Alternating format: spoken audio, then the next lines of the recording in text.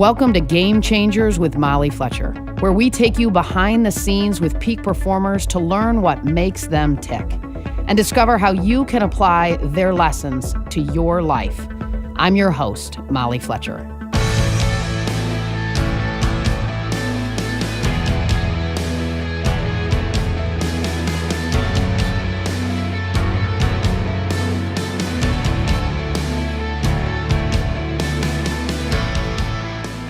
The CEO of StoryBrand, Donald Miller, helps companies clarify their message so customers will listen.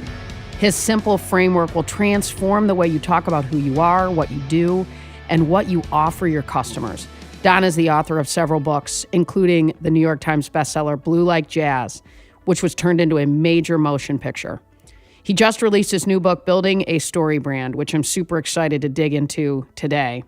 On today's episode, Don shares how to use the 7 universal elements of great storytelling to cut through the sea of noise and grow your business. Whether you're a small business owner, an entrepreneur, a leader at a multi-billion-dollar company, you'll benefit from Don's message. You can follow Don on Twitter at Donald Miller and at StoryBrand. Here's my conversation with Donald Miller.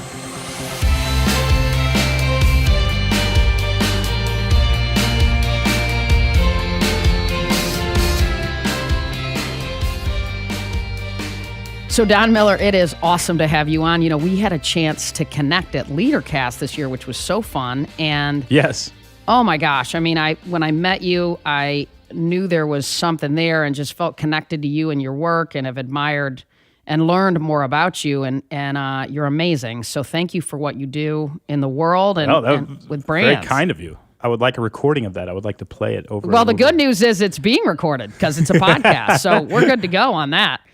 You know, for our listeners, Don, tell me a little bit about StoryBrand, how it evolved, you know, your mission, your purpose around it, and let's just sort of start there to give people a little sense for your world. Sure. So, I mean, we believe at StoryBrand that most companies are losing money because they don't have a clear message.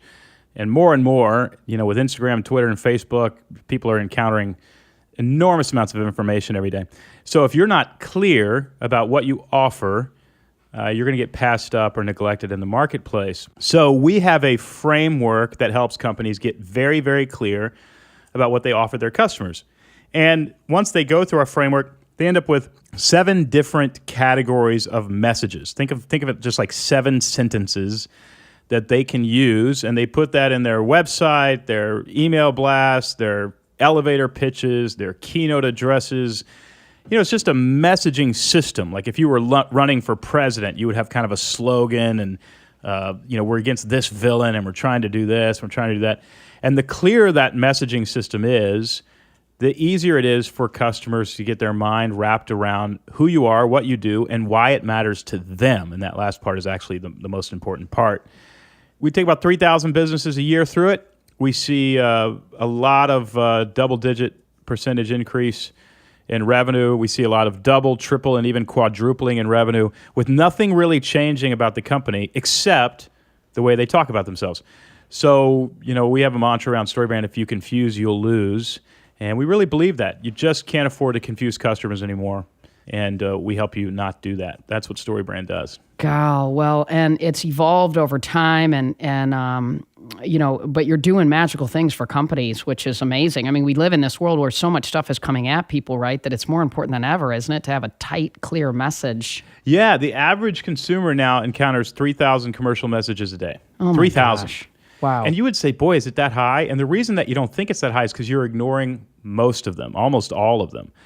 And to get through that clutter is incredibly important. And used to, you could kind of be creative and stand out. You could do really creative commercials and all that kind of stuff, and you'd stand out. But these days, you know, everybody is creative. I mean, anybody who has an Instagram account is creative, and we're all bombarding each other with just really new, creative angles on things. And so a company that does that just doesn't stand out anymore. So we like to say clarity is the new creativity. And what we mean by that is if you can communicate really clearly and somebody can understand exactly what you offer them and how you can make their lives better, and we like to think you need to do it in under 5 seconds. If you can do that, you're remembered in the marketplace. And specifically, a tip to your listeners, the only reason anybody goes to your website The only reason anybody walks through your door, the only reason anybody buys anything from you is to solve a problem. And if you can own a problem, and by that I mean when somebody encounters a problem, they think about you. And you have to own that problem. You are the person who solves that problem. There is only room in a customer's brain for one product or brand per category of problem. And a lot of us aren't even out there going, hey, we solved this problem. If you're struggling with this, we solved that problem. We're not even saying that. We're saying stupid things like, my grandfather started the company. Well, nobody cares whether your grandfather started the company. What problem do you solve, right? And so people go through our framework, either at a live workshop or online workshop, or they hire one of our private facilitators, and they leave the process knowing exactly what that problem is and knowing exactly how to say it and where to put it so that it gets the biggest response. Well, and one of the things you say in your newest book is that companies tend to sell solutions to external problems, but that, as you just said, customers buy solutions to internal problems. When you think about a story, there are actually three levels of problems. There's external, internal, and philosophical. So the external problem is usually the physical problem that the hero has to deal with, like the bomb needs to be disarmed or the girl needs to be rescued or whatever. The internal problem, though, is where the story really lives, and that is how the hero is feeling about the external problem. You know, they couldn't accomplish this same task before, and now they're wondering if they have what it takes to get it done. Soccer moms love the movie Moneyball because it is about somebody who is an underdog and trying to redeem their story. Well, that's everybody's story, right? Doesn't matter whether you ever played baseball or not. And so those are the storylines that we identify with. What that has to do with branding is companies tend to sell solutions to external problems, but people buy solutions to internal problems. In other words, nobody's really coming to you to actually solve a physical problem. They're coming to you because a physical problem that they have is causing them to be frustrated, and they want to end the frustration. So the more that you aim your marketing collateral, your sales copy, at helping people overcome that specific frustration by helping them overcome this physical problem, the better off you are. In other words, nobody who has an ugly lawn hires a lawn care company to fix their ugly lawn. They're actually hiring the lawn care company because they're embarrassed, and they want to end the embarrassment. And the only way to end the embarrassment is to fix the lawn. Does that make sense? Yeah, absolutely. So we need to think about, as we sell things, we need to think about what frustrations are my customers having. So we always ask, what's the problem and how do your customers feel about it? And if you identify, hey, we solved this problem so that you don't have to feel this way anymore, you get more sales because people say, these people get it. That's exactly what I'm trying to fix. Mm-hmm. You know, it's funny because I always talk about how, you just identify the gaps in the lives of the customers that you want to serve or that you serve. And, right. That was how I recruited athletes, right? Was what's a gap in their world? How can I close it, serve it? Yeah, I mean, like for your old line of work, I'm just shooting from the hip here, but, it's probably like, who can I trust? Totally. Like, can I really trust this agent? So if you can establish trust and be forthright in all your dealings, that's an internal problem that an athlete might have. And there's so much more than I just need somebody to get me a deal or to negotiate a contract. There's all sorts of human elements involved. And, that's why you are so good at what you do, is because you address so many of those human elements in your interaction with athletes and negotiating deals. And I think brands, a lot of times sort of type A driven leaders think in black and white, and they're running these companies and they forget that their team members and their customers are human beings. Absolutely. And these human beings have feelings and they're driven by irrational, motivations. And the more we understand that, though, the better our brand can differentiate itself from the competition. Yeah. And walk me through kind of the process to clarify the message. In the book you talk about these 7. Yeah, our framework is based on ancient story formulas, 2,000-year-old story formulas. That the reason we base our framework on that is because over 2,000 years, people have studied best practices in how to get a human being's attention. And that's what everybody listening to this podcast needs if they want their business to succeed, at least. They need attention. And yet, it's incredibly hard to get. And when we walk into the room, we start talking about our grandfather started the company or we're trying to double revenue. That doesn't get anybody's attention because it doesn't have anything to do with my story. That's your story. When we can walk into the room and say, hey, I understand your story and I understand what you're trying to do with your life, and I can help. Well, that's where people start paying attention, right? So these story formulas have existed for a long time, and we basically took a summary of those story formulas, and we came up with 7 things that happen in every story, and we used these 7 plot points, if you will, as a filter for you to be able to clarify your message. And here they are. If anybody wants to grab a pen, I'm going to give them to you. The first is a character. The story starts with a character, but the character has to want something within the first 3 minutes of the film. I'll talk about film instead of literature right now. Within 3 minutes, that character has to want something. And if they don't, you're going to lose the audience. The audience is going to stop paying attention. The reason is, as soon as the character wants something, he wants to marry the girl, or he wants to finish the race, or he wants the promotion, or she wants to, run a marathon or whatever, it posits a story question in the mind of the viewer. Is this hero going to get what they want? What that has to do with branding is you have to, as a brand, identify something very specific that your customer wants. Now, screenwriters make one of 2 mistakes amateur screenwriters, when they write a screenplay. They'll either make the thing that the hero wants so vague, like they want to be happy. Well, that's not good enough. You want to finish the marathon so that you can be happy. Or they include so many things that the hero wants that you lose the audience. So if Jason Bourne wants to know who he is, but he also wants to marry the girl, and he wants to lose 30 pounds, and he's thinking about adopting a cat, you lose the audience because nobody knows what the story's about anymore. So when a brand comes to you and say, we solved 27 problems, people can't calculate that many issues in their brain, and so they just forget about you. So when Hillary Clinton steps up and says, she literally did this, these are the 120 things I want to do for this country. There is nobody who even knows one of those things. Right, that's a lot of stuff. It's a lot of math. Absolutely. And it was kind of arrogant for her to assume that everybody was going to stop their day and sit down and study her message. Right. Where Donald Trump stands up and says, we're going to make America great again.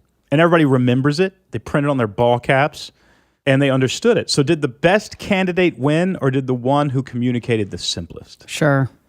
The one who communicated the simplest. So right. We have to define what it is that our customer wants. Do they want peace of mind? Do they want a roof with no leaks? Do they want a beautiful lawn? Do they want, whatever? We've got to define that, and we put it on our website or in our marketing collateral in a place where it's really obvious and it's spelled out very clearly. Why? Because it posits a story question. Okay, so for instance, Molly, I was just with a company called Fierce in Seattle. It's a wonderful company. They do trainings for employees. They'll go into your company and do a training for your employees on how to have productive, efficient, and healthy conversations. And their argument is you're losing millions of dollars because your people don't actually know how to talk to each other. They don't know how to have meetings. They don't know how to get things done. And all of this takes place in conversation. So that's an enticing pitch. Before I met with them, their website literally said, are you in need of a fierce conversation? The name of the company is Fierce. Are you in need of a fierce conversation? Well, that tells me nothing. Yeah, no question. I don't know what a fierce conversation is. I don't know whether I need a fierce conversation. Sure, absolutely. And so we changed it to how to have productive and efficient conversations that keep you from losing money. Which it sounds like is really more more consistent with what they are trying to do, right? So it feels like you stayed authentic to their purpose. They weren't saying it. They weren't saying what they were trying to do. Now, this company makes $11 million a year. I would anticipate, I don't know yet because I just met with them, I would anticipate over the next 12 months, they will go from $11 to $15 million without increasing overhead at all. God, that's so literally, we clarity. changed one sentence, and that sentence will make them $3 million. But here's why. 90% of the people who go to their website are bouncing. They're going, this is too confusing. I'm going to go elsewhere. Sure. So you have to define what the character wants. The next thing, after we define what the character wants, we have to define their problem. If you give the character what they want too fast, the movie's over. That's called a short story. So we want to put problems in the way of the hero so that they don't get what they want. In branding, what we want to do is we want to define those 3 levels of problems: external, internal, and philosophical. And we want to use very simple language in defining what those problems are, because people identify with those problems. They say, I need to solve that. In order to get what I want, I've got to solve this. And those are the first 2 things that you've got to get right in your marketing. The third thing that you've got to do is you've got to position yourself as the guide. So every story is about a hero that wants something. They can't get what they want, otherwise it wouldn't be a story. So screenwriters for centuries, or storytellers for centuries, have put in another character in the story, and that character is called the guide. Luke Skywalker meets Obi-Wan Kenobi. Luke Skywalker meets Yoda. Katniss meets Haymitch. King George in the King's Speech meets Lionel. This other character comes into the story, and the sole purpose of this character is to help the hero win.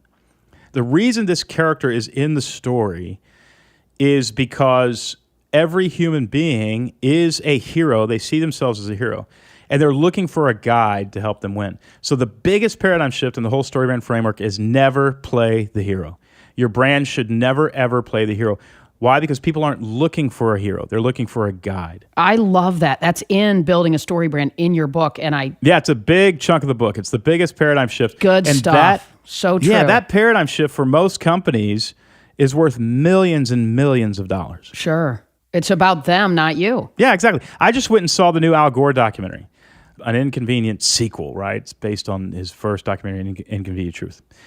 And he made this mistake. I mean, as I watched the film, he positioned himself as the hero.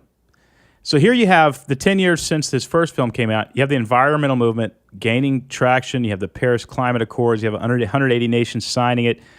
You have enormous amounts of work being done in solar energy and wind energy. You have entire towns going to 100% renewable fuels.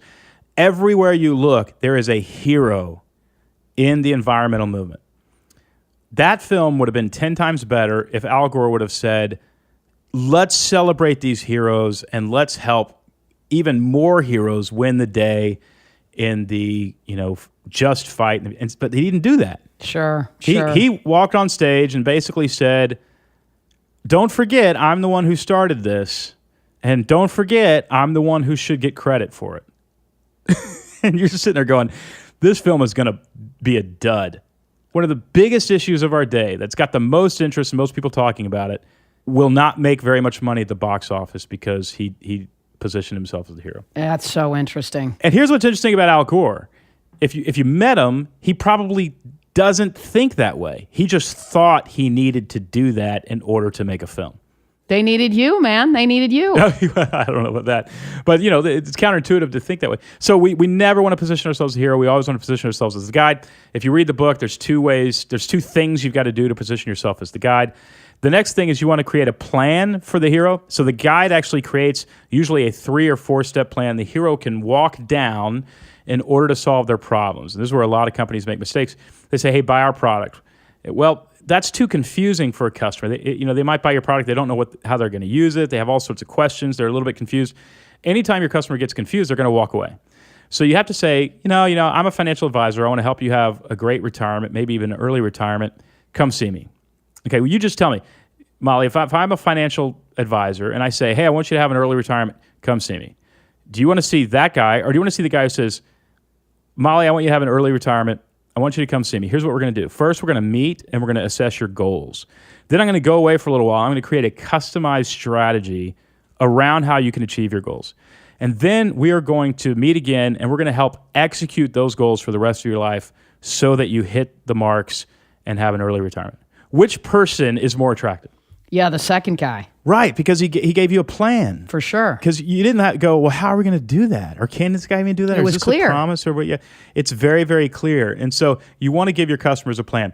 And I'll get to the last 3 really quickly. Next, you got to call them to action. You actually have to ask them to meet with you. You have to ask them to buy your product. And you would be shocked at how many companies, we encounter 3,000 companies a year that go through our framework. You would be shocked. I bet you 40% of them are not clearly asking their customers to buy anything. 40%. Nobody can read your mind. Call to action. You have to actually ask them to do something or they won't do it. And it's not because they're stupid. It's because they're encountering 3,000 commercial messages a day. So we show our clients very specific things. Like you need a buy now button in the top right of your website. It should be repeated in the middle of your website. You should not have a bunch of buttons in the top right of your website. You should put those all down in the junk drawer at the bottom. In other words, we want to make it really, really clear that you want people to do business with you so that they can solve their problems. Then the last 2 things, you want to point out the stakes if they don't buy from you. So you want to point out, here is how bad life is going to look if you don't buy my product. It's going to look really bad. You don't want to overdo this. You want to kind of make it a little bit more subtle. But if you don't spell out the negative consequences of not doing business with you, then there is no reason to do business with you. If you had Interesting. a movie, a story, and Liam Neeson gets a call halfway through, and they say, Liam, you know that bomb that you've got to disarm? It's actually a dud. I mean, we just found out it's a big joke. Like as soon as it goes off, feathers from pillows will float around the room. The movie just has no stakes now. And nobody's going to pay attention for the next hour to find out whether or not he disarms the dud bomb. If there's no danger, if nothing bad can happen, you lose the story. So if we don't point out, hey, bad things can happen. If you're going to lose money, you're going to have a heart attack at 70. You're going to continue to be the most hideous house in the neighborhood unless you get this thing painted. Sure. If there's no You gotta show consequences them the doing gap. business, there's no reason to do business. And then finally, you want to also do the opposite. And you want to do this a lot more than the negative part. You want to give people a vision of what their life can look like if they do business with you. And if you don't do that, people won't know why they should do business with you. People head toward a vision of a better life.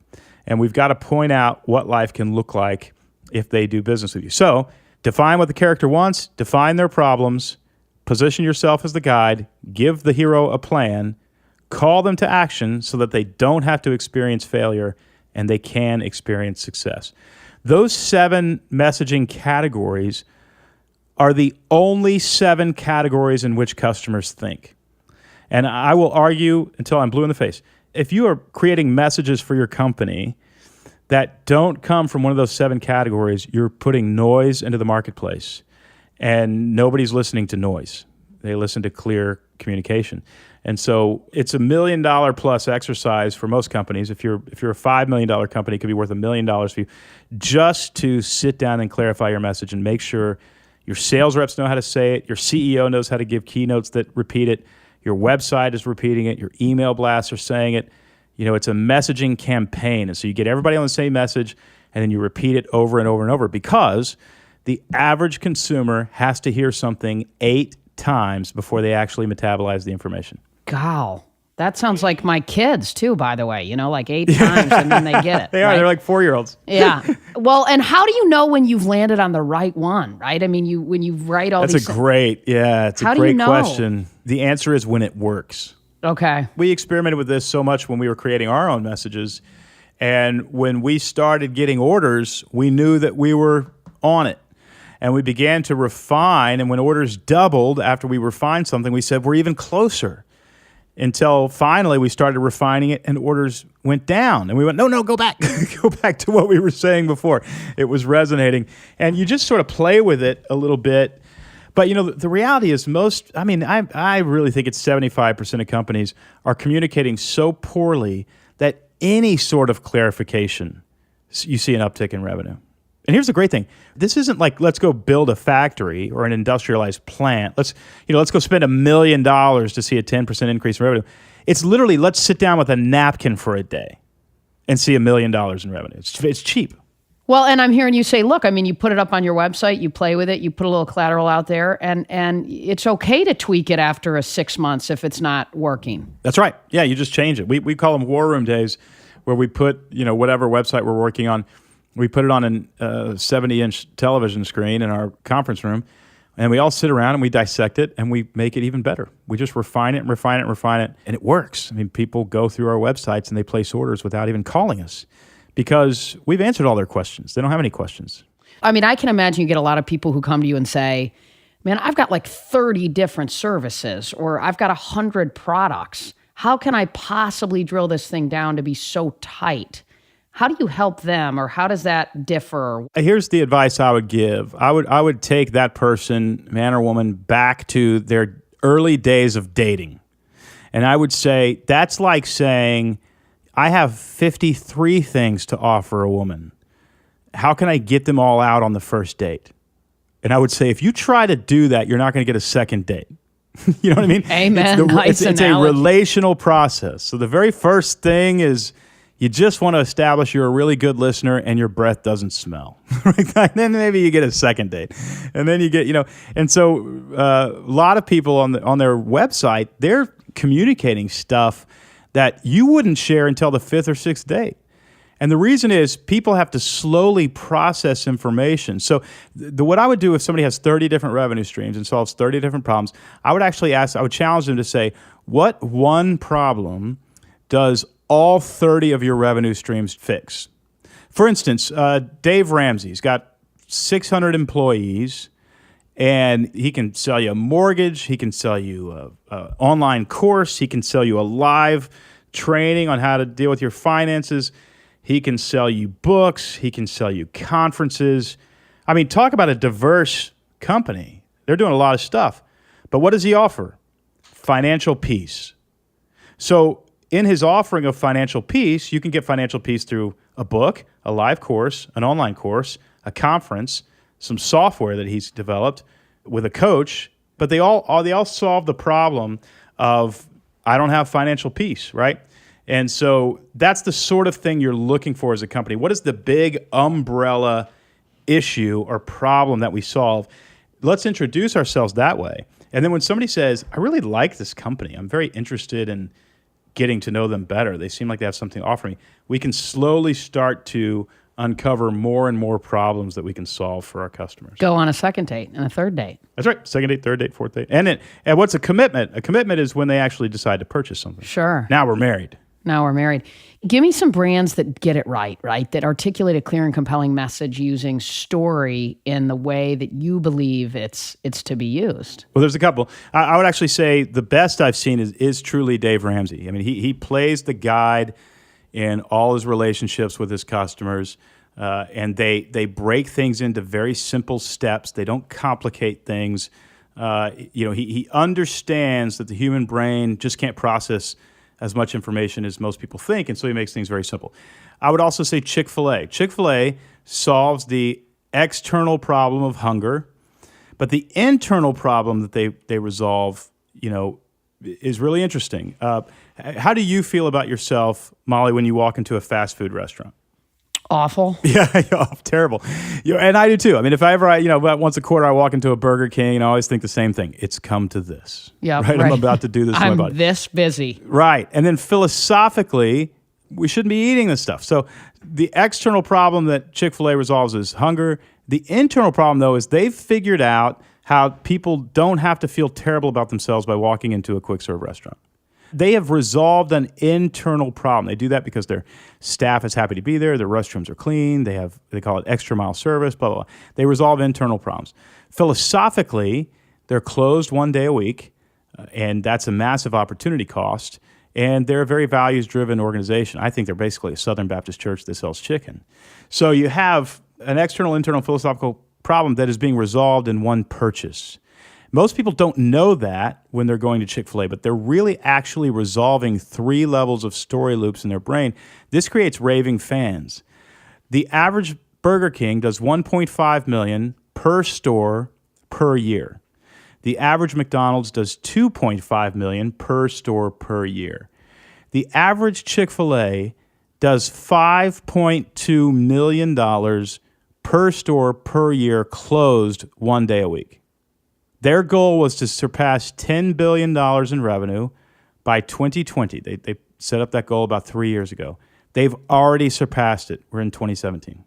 Here's my point. They're not just selling chicken. No question. They're selling the resolution to external, internal, and philosophical problems. Yep. Well, I remember I was fortunate enough to meet Truett years and years ago, Kathy, who founded Chick-fil-A, who drove his little red truck up into the front of the corporate office and, never really sort of obviously changed in light of his success. But, he would say that, right? I'll make more money in 6 days than most make in 7. And it's true, a hard thing to get your head around when you don't really dig into it. But when you dig into it, you see it. And it's just awesome. Yeah. Special brand. So tell me this, many of the people that are listening, a website is obviously a big part of their world, and it's a big part of what customers' first impression is of a brand. What would you say just for the people that are listening, whether it's a Fortune 100, Fortune 500, or $1 million company, what are some of the do's and don'ts for a website design, layout? What are some of the things that make you cringe when you go to a website, and what are the things that make you smile? We have workshops in Nashville almost every month. About 40 to 50 business leaders come, and at the end of the workshop, we put their website up on this big 80-inch screen. and we just diagnose it. We just say, here's what you're doing wrong, here's what you're doing right. So we see consistent patterns in people doing things wrong. For instance, they'll have paragraphs. Nobody's reading a paragraph on your website. People scan websites, they don't read them. So if you're actually printing a bunch of text, nobody's reading it. Now, there is a place for you to sort of print a couple sentences and then say read more and click it and it expands. And if somebody wants to do due diligence, it's there, and that's also where you get SEO optimization. But for the most part, nobody's reading the paragraphs. The other thing is, here's the $1 million tip. And if you're a $10 million company, there might be $1 million in just this for you. Your website should pass the grunt test. And by grunt test, I mean this.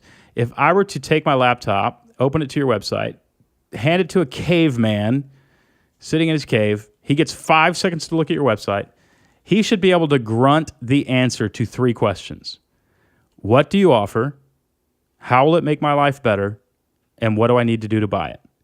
If your customers can answer those 3 questions, what do you offer? How will it make my life better? And what do I need to do to buy it? In 5 seconds or less, you hooked them. If you say things like, do you need a fierce conversation? That's not a hook. You haven't answered any question. You haven't answered, what do you offer? You didn't tell me what you offer. How will it make my life better? I have no idea how this will make my life better. What do I need to do to buy it? I don't even know what I'm purchasing here, much less what I need to know how I buy it. I don't even know what it is. We call it getting cute. And we would say, don't get cute, get clear. So many of us, when we create marketing collateral, we try to get cute, or we get clever, or we think this is catchy, or this will make people feel a certain way. That's just a complete waste of money. God, that's, I know sometimes I find my mom is a very bright woman. She was a school teacher for years, and she's 76 now, totally locked in. But sometimes I'll be explaining something to her, and if I ever feel like I'm losing her, I know that I'm not being clear, and it's my own fault, not hers, because she's smart. You know, that's true. It's true even in. I mean, we're talking about marketing and business now. This is true with our families, right? I mean, the more I see my wife as the hero in the story, the better our relationship is. The more I say, hey, here's somebody who's trying to accomplish something, they're trying to overcome challenges, and they need my help. They need to be encouraged, or they need to be whatever, right? That just makes for a better relationship. And vice versa. The more she sees me that way, the better our relationship is. So it's more than just marketing. Well, I remember John Gordon, who I love, who's a great guy, and he's been on our podcast. He said that he took an entire year and he decided to say yes to everything his wife asked him to do. And I was like, wow, man, that is impressive. And he did. He said, I said yes to. Have you ever heard him tell this story? It's super cool. No, I have not. But I've met John. I believe he would do that. He's crazy. Yeah, so he said, I said yes to everything. Empty the dishwasher, fold the clothes, take the kids, blah, blah, blah. He said, I said yes. He said, and it went so well and it helped our relationship so much that I just still, that's my deal, right? And I'm like, man, wow, that's awesome. So tell me this, you offer so many incredible tools. How can people learn more about some of these resources so they can access these? I know I'm picking my chance to come to Nashville and come to one of these workshops. Yeah, we can't wait to have you. Well, thanks for even letting me say that. But StoryBrand.com is how you can find out about us. But if you're just saying, hey, I really do want to actually fix my website, you can go to 5minutemarketingmakeover.com. You can either spell it out or just use the number 5minutemarketingmakeover.com. And I've got 3 5-minute videos you can watch with a bunch of tips that not unlike what I've been sharing. So that's the best place to start, 5minutemarketingmakeover.com, 5minutemarketingmakeover.com. Okay, that's awesome. What about, are there any other resources you recommend, apps or technology that you think can make people's lives, either podcasts, books, things like that you listen to, that we can help get inside your head even more to learn the kinds of things that you learn? I've got the book coming out, Building a Story Brand, on October 10th. But the whole framework is in that book. And to me, I really believe it's a foundational framework for you to understand. The problem is everybody wants to make marketing very complicated. It isn't complicated. 90% of it is the message. So we're like, should I explore Facebook ads? I would say unless you've clarified your message, your Facebook ads are going to be a waste of money. Should I do television commercials? It's probably going to be a waste of money unless you understand exactly what you need to say in order to get business. So I'd start with the Building a Story Brand book. It's also the most inexpensive way to understand these concepts. Yeah, I've got 2 of them. I'm excited. I've read them both. No, I'm just kidding. They're all different. Every one of them is different. It's a different ending. Is it? Okay. No, I'm kidding. Shoot, send me some more then, man. I got to keep reading.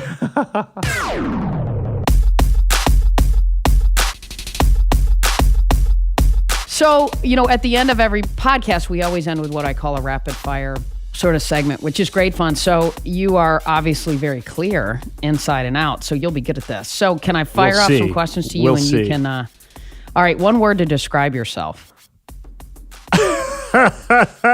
Silent. Stunned. Frozen. One word to describe yourself. Man, I have no idea. I'm clueless. Introvert. Tim is literally mouthing introvert. Tim is there, my man. Tim, I love you. Yeah, wait, he's mouthing introvert. I'll go with that. I'm not buying introvert. Yeah, well, I think it's kind of on the line, but my team will tell you way more than you think. All right, introvert. What's your biggest fear? Regret. I'm afraid I'm going to regret not having done something in the future. So going to my deathbed regretting not having done something. Wow, that's kind of not to go deep here, but for a minute, that could be exhausting. It could. I mean, I'm 46, so I'm still. Right now, it's working for me. Okay, good. Right, so it's making me go. Okay, you're gonna regret it if you don't do that. Okay. I think if you're like 70, and you've missed your window, that's where the regret can be not healthy. You need to let go of that. But for me, I think it's still working for me. And what is your favorite book? Or some of your favorite books, even a few. I'm sure you read a ton. Christopher Booker's The 7 Basic Plots. It's about 700 pages, text smaller than your Bible. And he argues that there are only 7 stories that have ever been told. And he breaks them down. And it's part philosophy book, part psychology book, part literature book, and part self-help book. Because you're understanding what heroes need to do in order to make a story work, and you can't help but apply that to your life. Wow, neat. I'm ordering it. Thank you. Yeah, it's beautiful. It's by far my favorite book. I mean, there's really no competition. That book is beautiful. Who is a person that's had the biggest impact on your life? There have been a few, if I'm allowed. Love it. There was a guy named David Gentiles who was a youth pastor at a church down the street when I was a kid, who got me started in writing when I was in junior high. He gave me a guest article in a newsletter, and that was the first time I ever wrote anything. There was a guy who probably doesn't know he was very influential because he was sort of influential from a distance, but a guy named Greg Harris who hired me at a publishing company. He was kind of an absentee owner, and I ended up becoming president of that company when I was in my 20s. He taught me about business, and so he was very influential. And then there's a guy named Bob Goff who I met 50 miles from the nearest road in British Columbia, where he had dynamited the side of a mountain and built a lodge. and that describes Bob. He's just the most eccentric character you could ever meet. And he taught me that other than the limitations of reality, like you don't have the skill set or whatever, he taught me that basically all of us are limiting ourselves because we don't believe that we can do something. So Bob's the kind of guy who, as a lawyer, started traveling the world, building schools around the world, got to know members of government in Uganda, for example, and other countries, Somalia, and in these dangerous places. He got to know members of government. They liked him so much, they actually made him the Ugandan ambassador to the United States. So you go figure that out. He's not a Ugandan citizen. He's an American citizen, but they actually made him the ambassador to the United States. So then he actually lobbies the parliament. He's a construction lawyer. He lobbies parliament in Uganda to become a member of their Supreme Court. Wow. Parliament passes the legislation allowing him to become a member of the Supreme Court. And for a couple of years, we don't think it's actually going to happen, but there's a piece of paper on Museveni's desk, and if he signs it, there will be a white American lawyer, construction lawyer, on the Supreme Court of Uganda. Unbelievable. Yeah, so he's just nuts. He just doesn't really believe that you, Molly, can't do pretty much anything you want. I love that mindset, though. I mean, what a wonderful way to wake up and live every day. That's awesome. Yeah, it's absolutely wonderful. So having spent so much time with Bob, you're just like, I'd really like to counsel a sitting U.S. president. I'd really like to just sit in the Oval Office maybe a few hours a week and counsel him on some decisions. And to me, I just go, okay, well, do you really want to do that? Okay, well, let's how do you do that? Well, first you got to meet a guy who can be president. Then you got to start counseling him. This kind of stuff where everybody else will go, that's crazy. But because of Bob, you just go, oh yeah, well, how do we do that? Let's actually start walking in that direction. Wow. You've had some amazing people that have supported you. That is. Oh yeah, very, very and blessed. And your awesome hopefully... wife now, I know. And what's your dog's name? I hear you talk about him all the time. Lucy. Lucy, that's right. Lucy. 9-year-old chocolate lab. Love it. My wife calls Lucy my first wife. Ah, that's awesome. So last rapid fire, what app do you use the most often? I actually probably read between an hour and a half and 3 hours a day of news, and I have a news app on my phone. So that's I'm reading Business Insider and The Economist and Politico and those kinds of things. So I'm not an app guy. I'm not a game guy. I don't have hobbies. Okay. I read the news. That's awesome. Wow. So what do you do? Like you're in Portland right now, right? So you're doing a workshop out there. Yeah. And I know it took you, 4 or 5 days to get out there. You sort of enjoyed your time. Are you we listening did a to road podcasts? trip across the country with me and my chocolate lab. You and Lucy are bonding. What now? Are you listening to podcasts on the way, or how do you do that, or the news? I listened to a book that I'm excited to tell you about. It's called Psycho-Cybernetics. I listened to it. Some of the chapters I listened to 4 or 5 times. Wow. It was really, really a good book. I can't remember. It's like a 30-year-old book. I can't remember the author's name. I feel terrible now. Okay, well, we can look it up. But it's a really good book. So I listened to that all the way out.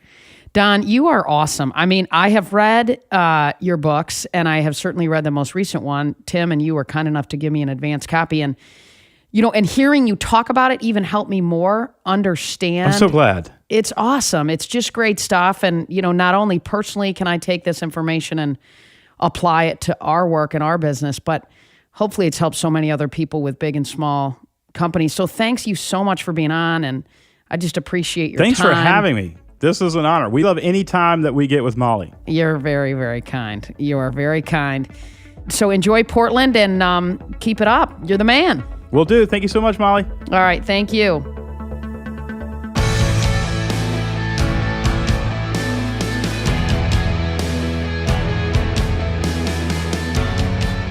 Thanks, as always, for listening to Game Changers with Molly Fletcher. If you like the show, be sure to subscribe on Apple Podcasts. There you can listen to previous episodes and leave us a review, which helps other people find out about the show. For more about me, visit mollyfletcher.com. Until next time, stay curious and be bold.